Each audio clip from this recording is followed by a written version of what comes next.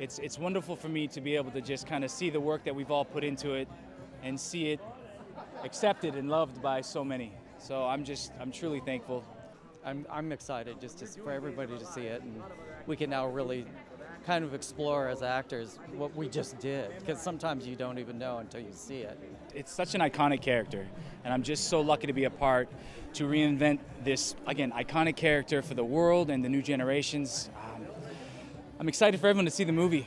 It's probably the biggest day of my life. I'm really excited. I've been carrying it around in my head for 23 years. It's not a lie. Yeah, we've been CalArts friends and roommates, and it's been a long journey, yeah. Yeah, so to finally see it out and see everybody here today is just incredible. Ooh, she is very hardworking. She loves her family, but puts, work is right there, and she takes everything very seriously, and I think that she's just trying to balance the work-life, that everyone is trying to figure out. She will tell you like it is. She is very sweet, but she's a go-getter as well. I am Ultraman, and I give all the powers to my son. So, and I didn't know that at the time.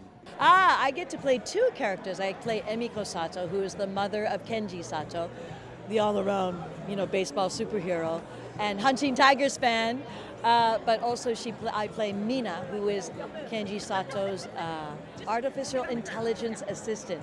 My character stems from modern development and how man functions within that society. I think my character evolves out of that, but my character takes a wrong turn, whereas Ultraman take the positive turn. Shannon Tindle and Marc Haimes did an amazing job writing this, and the entire team, from Shannon, John Aoshima, Makiko, Brett, Lisa, Tom, the list goes on, Stasia, all of them. I love them all.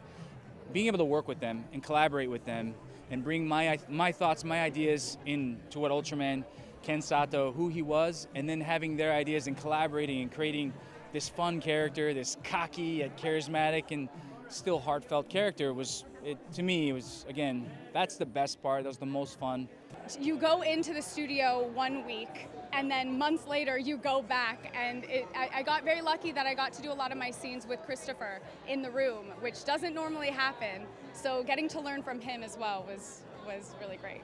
Knowing how long of a period of time is invested in creating it and patiently waiting for all the voices as well as the pictures to come together, it's really very joyous, and so I'm just incredibly proud and can't wait for the world to see Ultraman. We had a fantastic crew. Everybody loved working on this film. The joy, the passion comes through in the making of the film. I just think the heart, everybody on the crew could relate to that part of the story.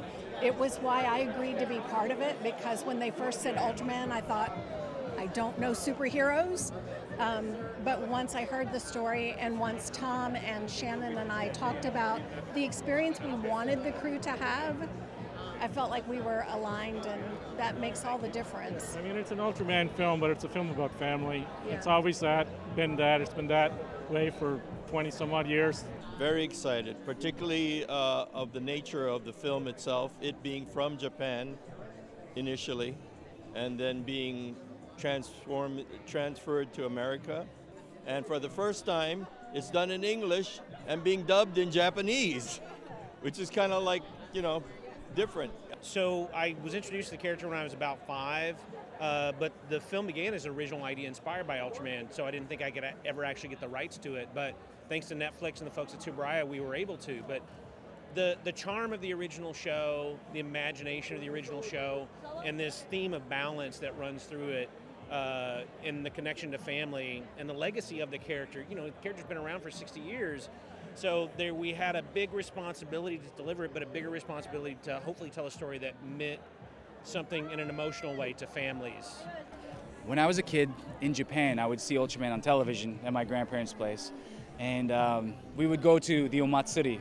It's a festival, and I would always buy the Ultraman masks, just like, I don't know, in the movie. Maybe when you guys see this, you'll know, but one of the kids wears the mask, and I was like, dude, I used to wear those masks.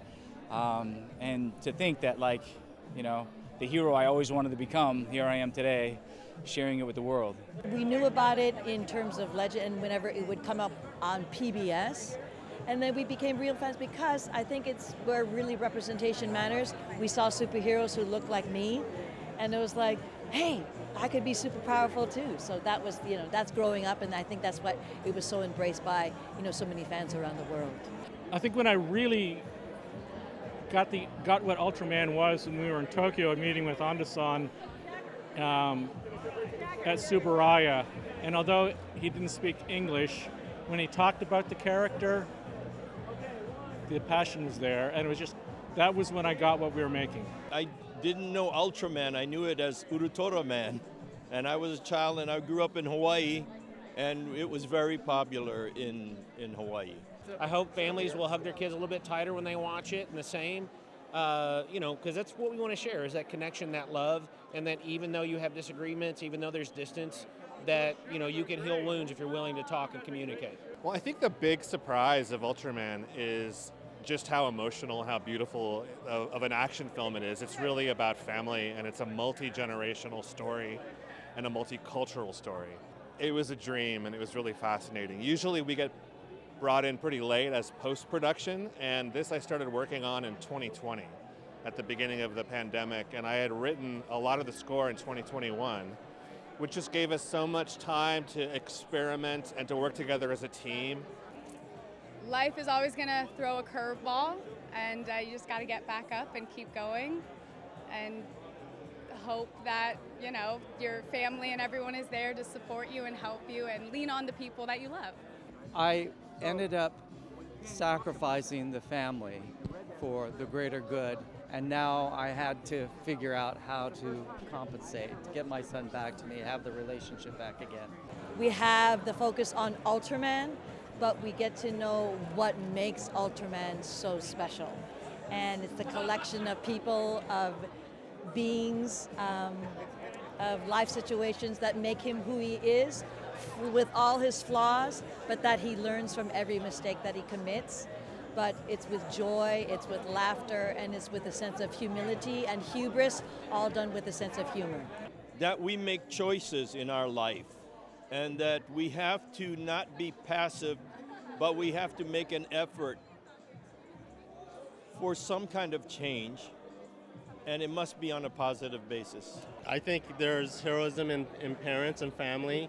I'm not a father, but I helped raise my two young sisters, and I saw the heroism in my mom once I was an adult and how much she's gone through as a single parent. So yeah, I think when you watch this film, it's all about like stepping up to that challenge and being that hero to all your family members, all your friends, people all around you to step up that plate. The one thing I really hope for the audience to take away from Ultraman Rising is that we are all superheroes as long as we live life with good intent and we learn to love and trust ourselves. Then you can do a lot of great for others and for yourself. We really wanted this to make the fans happy. I put a lot of the original theme from the original series back in the 60s is in there. It's kind of hidden, and then it comes out really big. And I also wanted to make the score sound classic, so people got the idea that this wasn't just a 2024 movie. There's like 60 years of history here. Action-packed, family-oriented, and fun. I really hope that they just have a fun ride with this, because it is about family. It's about reconciliation. Realize the value of your family and know it's the best treasure that you'll ever receive and be able to create as well. Yeah, I mean, one of the reasons that Tsuburaya has brought this property to Netflix is to bring this character to the rest of the world. He's popular in Japan, parts of the United States, parts of South America, now hopefully the rest of the world.